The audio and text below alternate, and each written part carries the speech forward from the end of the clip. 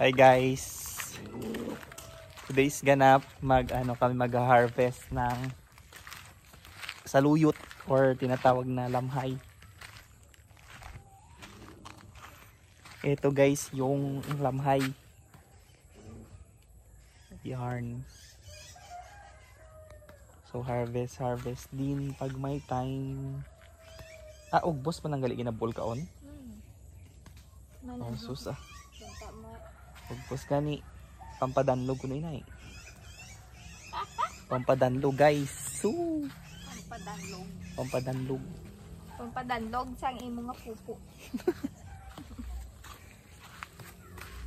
Ayan, harvest kami ng lamhay. Kami ako gilang. Ako syempre, ako yung taga video.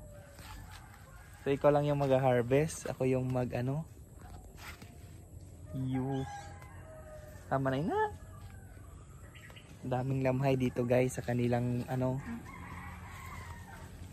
sa kanilang garden.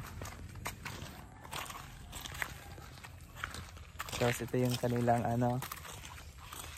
another garden. Yung mais. Taniman ng mais. At ng squash.